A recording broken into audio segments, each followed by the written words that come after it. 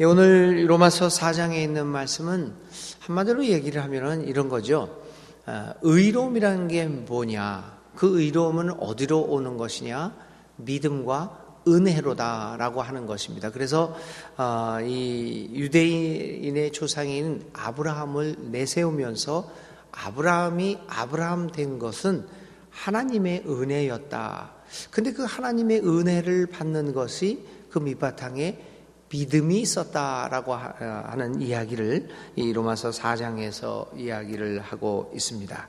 그러면서 바울은 아브라함이 하나님 앞에서 의롭다함을 얻은 것은 결코 그의 행실 때문이 아니었음을 분명히 말하고 있습니다. 오직 하나님을 믿는 그의 믿음으로 말미암아 하나님 앞에서 의롭다함을 얻을 수 있었다라고 하는 겁니다. 근데 우리가 여기서 이제 중요하게 생각할 것은 이제 믿음이라는 것, 그 다음에 행실이라는 것, 은혜라는 것, 이 관계를 오늘의 관점에서 자꾸만 생각하다 보면은 엉뚱하게 해석이 됩니다.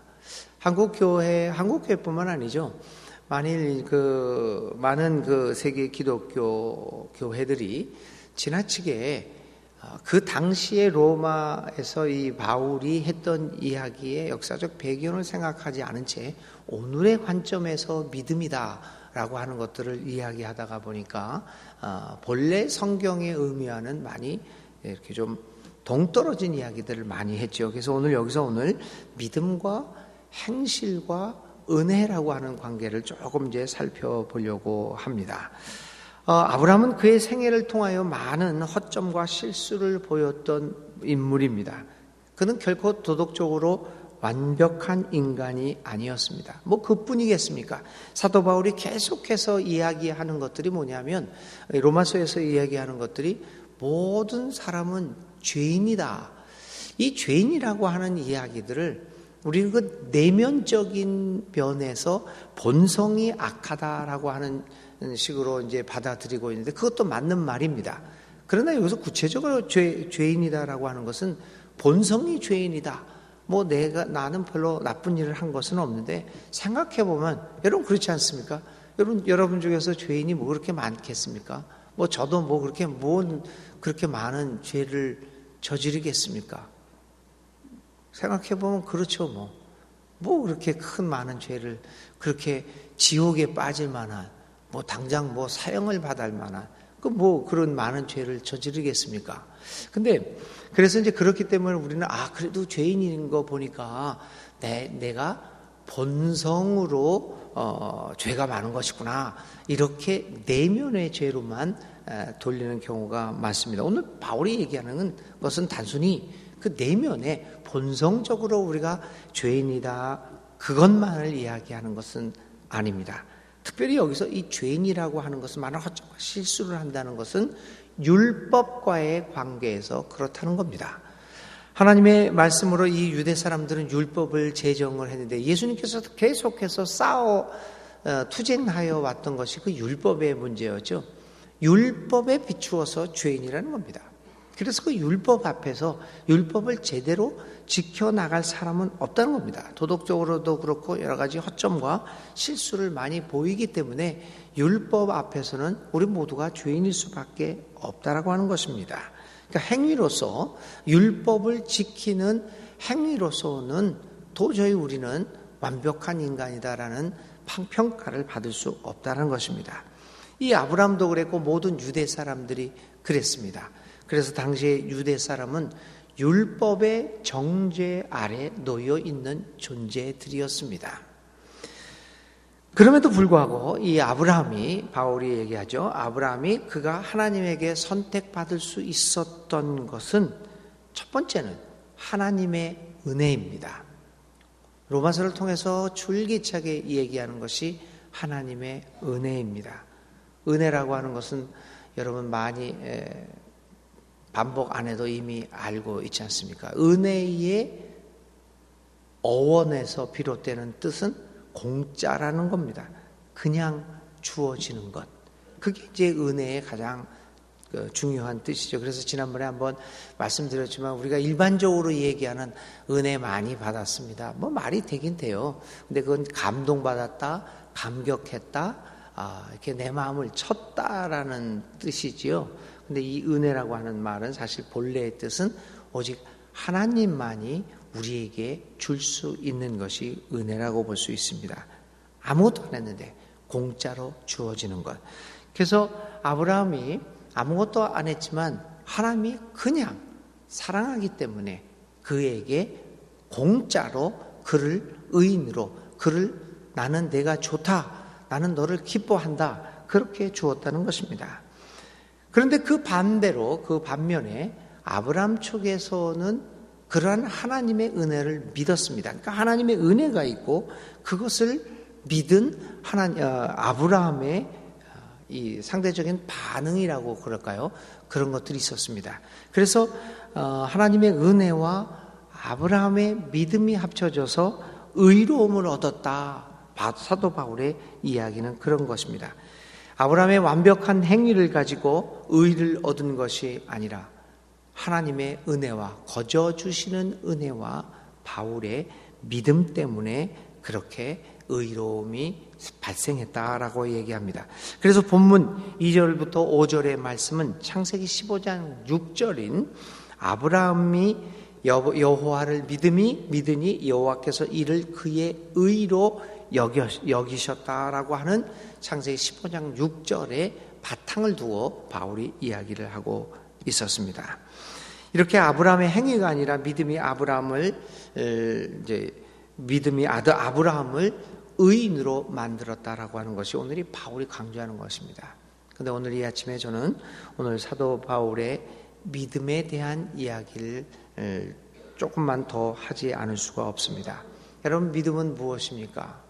오늘 우리들에게 믿음은 교리를 믿는 겁니다. 사도신경에 나타난 교리들을 하나하나 믿고, 뭐 사도신경뿐이겠습니까? 우리들이 이미 알고 있는 여러 가지 예수님에 대한 이야기, 교리들이 있지 않습니까? 장로교 교리들이 아주 복잡하게 있습니다. 여러분들이 우리 대한예수교 장로의 통합 측의 헌법을 보시면 1편은 이 교리에 관한 이야기입니다. 2편이 뭐 정치, 행정에 관한 이야기고요. 앞에 많은 그 페이지 수를 그것들은 잘 안 읽어보죠. 우리 헌법에서 그 앞에 보면은 그 교리들이 굉장히 많이 나옵니다. 뭐 그것뿐이겠습니까? 우리 2000년 동안의 기독교회 사회에서는 여러 개의 신조들이 많이 있습니다. 우리들이 잘 알고 있는 뭐 많이 하는 웨스트민스터의 뭐 그 신조도 있지요. 뭐 니케아 신조도 있죠. 뭐 칼세돈 신조도 있죠. 또 하이델베르그 신앙 고백, 뭐 말도 못하게 많습니다. 근데 그런 것들을 통해서 우리가 알고 있는 교리들이 하나씩 이제 형성이 되고 그것들을 이제 교회에서 가르쳤던 거죠. 근데 요즘은 사실은 교리 교육도 별로 안 합니다. 하여간 그 교리들이 이렇게 있었어요. 그럼 믿음이란 건 뭐냐? 그 교리들을 제대로 알고 있고 그 교리들을 고백하는 것이다. 교리들을 잘 알고 있는 것이다. 그걸 통해서 나는 믿음이 있는 사람이구나. 사도신경을 외울 줄 알고 뭐 이 웨스트민스터의 소요리 문답, 뭐 대요리 문답, 뭐 이런 것들을 잘 알고 있으니까 난 그런 것들을 믿는다. 신조를 믿는다라고 하는 것을 믿음으로 생각을 많이 합니다. 그래도 오늘 아브라함은 그런 거 아무것도 몰랐습니다. 아브라함은 그리고 성경의 인물들은 히브리서 11장에 나타났던 위대한 믿음의 용사들은 사도신경이니 뭐 이런 거 하나도 몰랐습니다. 하나님에 대해서도 그렇게 알지 못했습니다. 오늘 우리들이 아는 것처럼 뭐 하나님은 이런 분이다. 뭐 너무나 잘 알고 있잖아요. 근데 아브라함은 그런 거 하나도 몰랐습니다. 근데 무엇이 믿음이냐라는 거죠. 그런 걸 떠나서 믿음은 전폭적인 신뢰를 이야기했습니다. 이 창세기 15장에 있는 말씀이 이제 하나님께서 아브라함을 데리고 나가서 이렇게 하늘을 쳐다보고 있습니다. 그러면서 두 가지 약속을 합니다. 내가 저 하늘의 별처럼 너에게 자손이 많게 해주겠다. 근데 당시에 그 아브라함은 자식이 하나도 없었습니다. 이미 부인도 늙었고 자기도 늙었습니다. 그리고 또 다음에 또 하나님께서 이 아브라함에게 약속을 해주는 것이 땅에 대한 약속이죠. 젖과 꿀이 흐르는 땅을 너희가 들어가겠다. 그러니까 땅과 자손에 대한 약속을 하고 있습니다. 그런데 사실 그 당시에 이 땅과 자손의 약속에 대해서 희망을 가질 만한 상황은 전혀 아니었습니다. 그런데 아브라함은 그것을 신뢰했던 거죠. 그 약속을 믿었던 거지요. 교리를 믿은 것이 아니라 하나님이 하시겠다고 하는 일, 그거를 믿었습니다. 그리고 거기에다가 자신의 삶을 걸었습니다. 성경에서 이야기하는 믿음은 신조를 외우는 게 아닙니다. 내가 얼마나 많이 알고 있다고 하는 것이 아닙니다. 전에 언제 설교에서도 그 말씀을 드렸는데요. 나의 심장을 거는 겁니다. 그래서 믿는다는 말 자체가 라틴어에서는 심장과 관련되어 있습니다. 심장이라고 하는 단어를 써서 믿는다라고 이야기합니다. 하나님과의 깊은 관계, 하나님을 신뢰하고 하나님을 의지하고 그분의 약속 위에 안에서 자신의 삶을 거는 것, 그게 진짜 믿는 사람들의 이야기입니다. 살고자 하는 사람은 죽어라, 이렇게 하나님이 말씀하세요. 야, 어떻게 살고자 하는 사람이 죽어야 되냐? 살려고 그러면은 하등바등해서 어떻게 해서든지 움켜 잡아야 되지 않겠느냐? 이제 그렇게 생각이 되지 않습니까? 나는 이해를 못합니다. 어떻게 살고자 하는데 죽어야 되는가? 그걸 여러분이나 저나 누가 이해하겠습니까? 그건 우리들의 방법이 아니지 않습니까? 그렇지만 하나님이 그렇다고 하니까 그걸 믿고 제 심장을 거기에 걸어보는 겁니다. 아브라함이 그랬던 것이죠. 바로 그 믿음이 하나님으로 하여금 아브라함을 의로운 사람이다 라고 인정하게끔 하였던 것입니다. 오늘 로마서의 4장 1절에서 1절부터 이하에 이야기하고 있는 그 믿음과 의와 은혜의 관계가 그렇습니다. 하나님은 우리들에게 한없는 사랑을 베풀어 주십니다. 그러면 우리는 그 하나님의 한없는 사랑에 반응을 하는데 우리의 심장을 걸고 우리의 삶을 걸어보고 거기에 반응을 하면 결국은 그 모든 것이 은혜와 믿음이 만나가지고 결국은 우리의 삶을 의롭게 복 있는 사람으로 만들어가는 것 아니겠습니까? 복 있는 사람은 나의 행실과 나의 공로로 의롭다 하심을 받는 사람이 아닙니다. 그러한 일은 인간에게 불행합니다. 오직 하나님의 은혜와 그 은혜에 우리의 심장을 거는 믿음의 반응으로서만 가능한 것입니다. 사랑하는 여러분, 오늘 사순절날 주님의 고난을 생각합니다. 주님은 우리를 믿었기에, 하나님을 믿었기에 그의 심장을 걸었습니다. 그래서 고난을 받으셨습니다. 십자가에 죽으셨습니다. 그래서 이 십자가에서의 예수님의 죽음은 믿음의 정수를 우리에게 보여줍니다.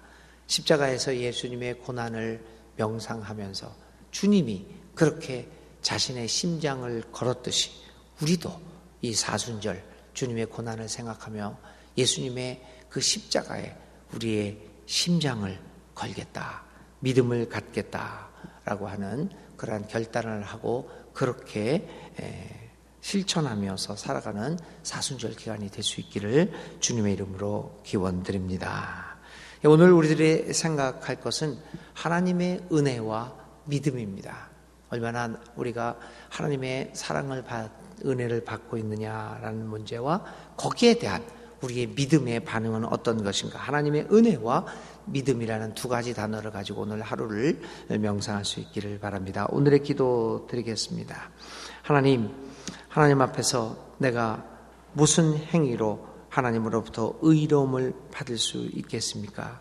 아무런 행위도 없었지만, 아무런 잘한 것도 없지만 무조건적인 하나님의 사랑이 있기에, 하나님의 은혜가 있기에 오늘 우리의 삶도 있음을 깨닫습니다. 하나님, 그 하나님의 은혜를 깊이 깨닫고 우리의 심장을 거는 믿음으로 하나님 앞에 응답함으로써 의로운 삶을 살아가는, 복 있는 삶을 살아가는 우리 모두가 되게 하여 주시옵소서. 예수님의 이름으로 기도를 드립니다. 아멘. 부족함이 많은 나를, 오늘의 실천입니다. 부족함이 많은 나를 하나님의 은혜로 이끄시는 은혜로 이끄시는 하나님 앞에 감사하는 기도문을 한번 작성해 봅시다. 그리고 그 기도문 가운데는 우리의 믿음의 반응을 어떻게 할 것인가. 하나님, 나도 하나님에게 나의 심장을 걸겠습니다 라고 하는 결단의 기도도 함께 작성해 보시기 바랍니다. 주님 가르쳐 주신 기도 드립니다. 하늘에 계신 우리 아버지, 아버지의 이름을 거룩하게 하시며 아버지의 나라가 오게 하시며 아버지의 뜻이 하늘에서와 같이 땅에서도 이루어지게 하소서. 오늘 우리에게 일용할 양식을 주시고 우리가 우리에게 잘못한 사람을 용서하여 준 것 같이 우리 죄를 용서하여 주시고 우리를 시험에 빠지지 않게 하시고 악에서 구하소서. 나라와 권능과 영광이 영원히 아버지의 것입니다. 아멘.